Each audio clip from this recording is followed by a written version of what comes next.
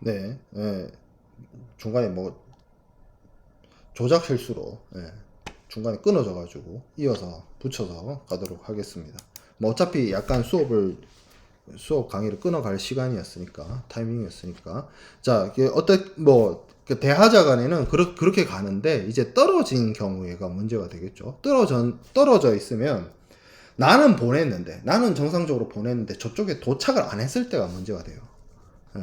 근데 이제 그 영국법에서 말하는 것처럼 격지자 간의 승낙에 대해서 발신주의를 채택을 하면 발신주의를 채택하고 있으면 뭐 어차피 승낙의 통지가 불도착하거나 연착하더라도 일단 보낸 건 보낸 거기 때문에 보낸 상황에서 계약이 성립이 되는 거죠. 근데 도달주의 효력을 발생시키는 경우에는 이제 도착하지 않는다거나 연착하게 됐을 때 문제가 됩니다.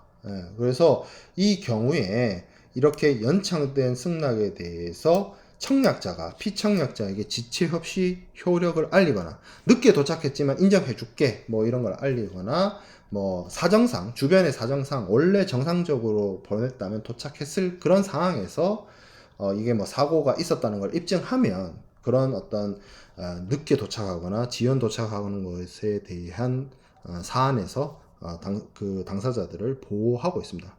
인정해 준다는 거예요. 늦게 도착하거나 하더라도 이런 고려할 만한 사정이 있다면 그런 규정들이 CISG 제21조에 규정이 되어 있습니다.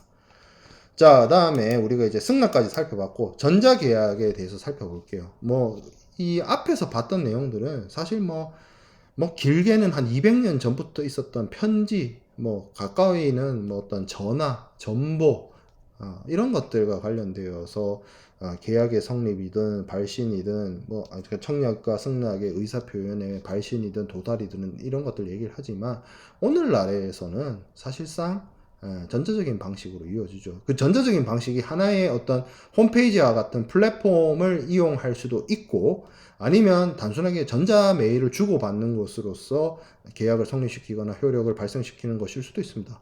사실 이메일도 등장한 지가 거의 한 90년대 말에 등장을 했기 때문에 20년, 25년 정도 돼 가요. 전자메일도. 어떻게 보면 굉장히 전자메일도 이제 올드한 방식일 수도 있어요. 예. 뭐 여러 가지 어떤 소셜 네트워크 서비스라든지 뭐 다른 형태의 전자적 의사 표현의 수단, 교환 수단 이런 것들이 많이 등장하고 있고 뭐 블록체인 기술이라든지 뭐 그런 것들을 활용한 그런 것들의 어떤 수단들이 많이 등장하고 있기 때문에 점차 더 빨리 이런 계약의 성리가 관련된 부분에 있어서도 기술 발전과 함께 상황이 많이 달라질 거라고 봅니다. 자, 전자상거래. 뭐, 많이들 이야기를 하죠. 전자상거래는 상거래가, 기본적으로 이 전자상거래가 이야기될 때의 원래 의미는 페이퍼리스, 종이 서류 없이가 좀 메인이었어요. 근데 그걸 이제 뒷받침하는 네트워크, 소위 말하는 인터넷이 확산이 되고, 인터넷을 통해서 상거래가 이루어지고, 오늘날에는 더 나아가서 뭐예요? 4차 산업혁명과 관련된 클라우드 컴퓨터라든지 AI라든지 뭐 사물 인터넷이라든지 뭐 AR, VR 이런 기술들이 도입되면서 더 발전하고 있죠. 전자 계약이. 그래서 여기서도 얘기를 하고 있지만 처음에는 쇼핑몰 같은 거였죠.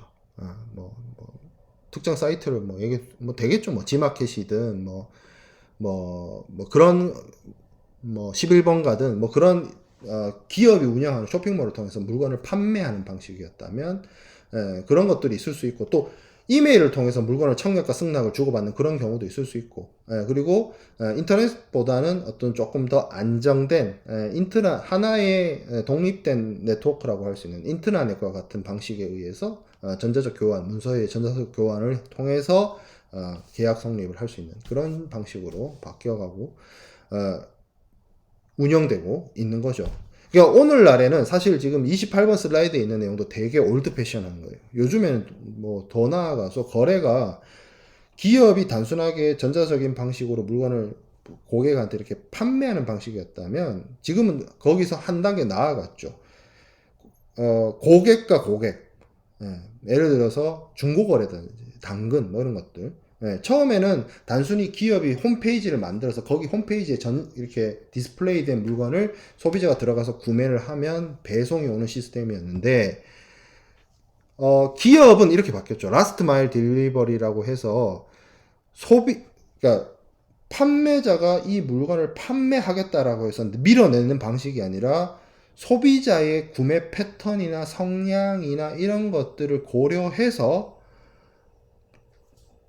그런 데이터, 그런 어떤 개인정보에서 비롯된 여러 가지 빅데이터를 분석을 해서 어느 지역, 어느 시간대, 어느 장소에 어떤 물건을 많이 산다는 걸 파악을 해서 관련된 물류 창고에 물건을 미리 가져다 놓고 고객이 주문하면 바로 갖다 주는, 내일 당장 배송하는, 예, 쿠팡이나 마켓컬리나 그런 것들, 예, 그런 것들이 등장을 하고 있죠. 그게 이제 일종의 풀필먼트 서비스 내지는 라스트 마일 딜리버리 물류라고 하는 그런 측면의 발달이 있고, 요즘에는 또 B2C가 아니라 C2C죠.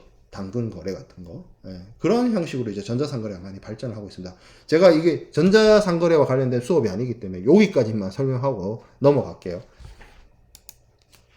자, 인터넷 전자계약의 성립의 유효성. 전자상거래에 있어서는 계약의 성립과 관련된 문제가 되는 것이, 이게 그 전자적인 종이 서류 없이, 전자적인 수단으로, 이메일과 같은 수단으로, EDI와 같은 수단으로만 계약을 성립시키는 것이 유효한가? 유효하다고 봐야죠. 유효하다고 봐야죠. 계약, 그 근거는 계약 자유의 원칙이죠. 당사자와 당사자 사이에 전자문서로, 이메일로 계약을 성립시키겠다고 하는데 뭐가 문제가 되겠어요? 뭘 어떻게 그거를 그거를 부정할 이유가 없는 거죠. 당사자들이 그렇게 합의하고 그렇게 계약의 대원칙에 계약 자유의 원칙, 당사자 자치 원칙을 얘기를 했잖아요.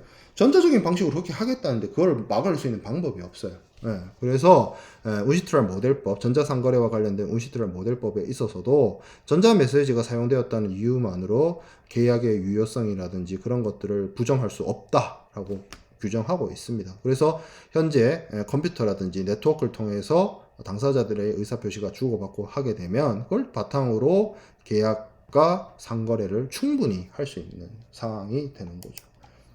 자, 전자계약의 성립에 대해서는 전통적으로 앞서 살펴봤던 전화나 텔렉스 이런 것들도 있었고, 우편이나 전보 이런 것들도 있었고, 근데 전자계약이 대하자간에 해당이 되는지 격지자간에 해당이 되는지는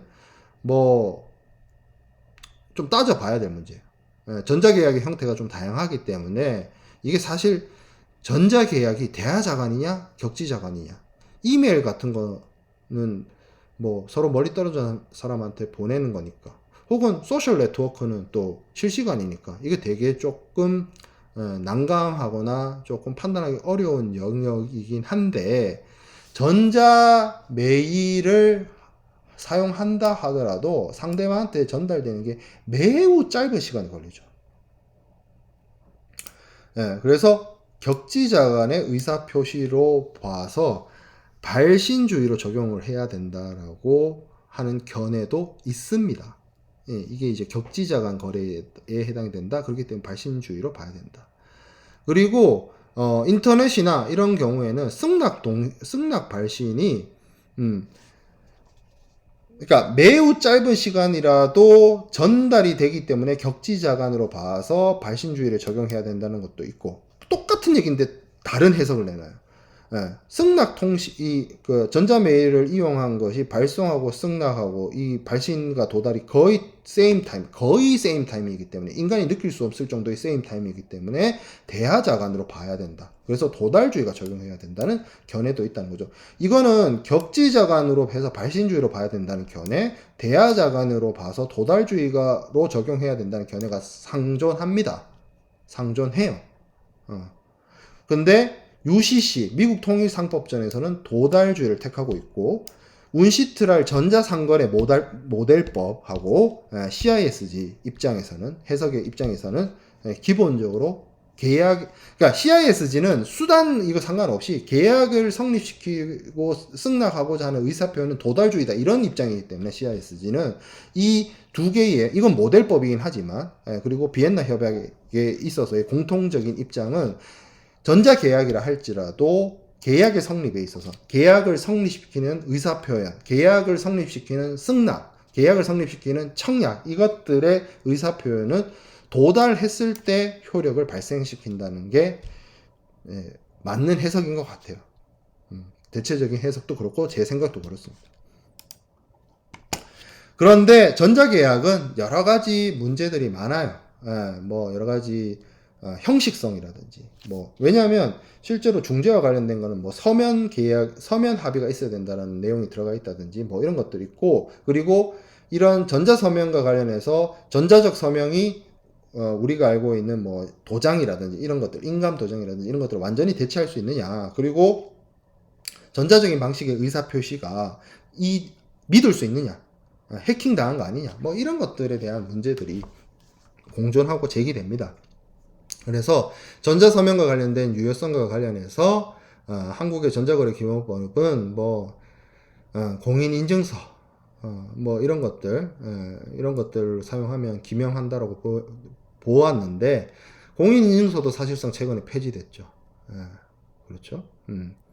그래서 여러 가지 어떤 전자인증이나 뭐 상호인증 이런 것들이 필요로 한데, 이제 이런 것들을 향후에 4차 산업혁명과 관련된 블록체인 기술들이 차지할 것 같아요. 서로 간의 상호인증이나 보안의 문제를. 그거는 실행되어 있는 것이 아니고 법제화되어 있는 게 아닙니다. 우리가 무역계약론은 여러 가지 국제법이나 국제간섭이나 국제법리를 논하는데, 아직까지 그런 어떤 블록체인 기술을 이용한 전자계약의 상호인증이나 보안 이런 것과 관련된 법리나 이론은 아직까지는 없어요. 제가 설명드릴 것도 없어요. 저도 그냥 향후에 그렇게 되지 않겠냐 정도의 예상만을 여러분들한테 설명을 드리는 거예요. 그리고 지금은 여러분들이 공부하면서 이런 생각을 해볼 수 있어요. 친구 간에 뭔가 내용을 전달하고 할 때도 SNS, 카카오톡이나 이런 SNS를 활용하고 전자메일을 활용하는데, 교과서에서 얘기하고 있는 것들은 무슨 편지를 보내고 정보를 붙이고, 이게 너무 옛날 올드한 얘기 아니냐라고 할 수 있는데, 최근의 트렌드들도 충분히 국제무역에서 계속 반영이 됩니다. 근데 이렇게 반영되는 것이 간습화되고 표준화되고 국제법화되는 데는 아직 조금 더 시간이 걸릴 것 같아요. 관련된 협약들이 만들어지기도 하지만 이것이 보편화되지 못하는 경우도 있었고요. 모델법, 윤시트라 모델법 같이. 그리고 한국 같은 이런 인터넷 문화나 이런 인터넷 어떤 상거래 관행이나 이런 게 빨리 흡수돼서 빨리 변하는 국가도 있는데, 그렇지 않은 국가도 있거든요. 아직까지도 팩스 쓰고. 그렇기 때문에 요 부분은 향후에 많은 연구나 이런 것들이 이루어지면 이론적으로나 법으로나 보충될 영역이지, 현재 단계에서 여러분들한테 제가 구체적으로 설명드릴 수 있는 부분은 없어요. 이 부분에 있어서는 논의가 계속 이루어지고 연구가 이루어지는 분야다 라는 거죠. 자, 그래서 3주차 강의 여기까지 진행하고 무역계약의 성립까지 살펴보았습니다. 마칠게요.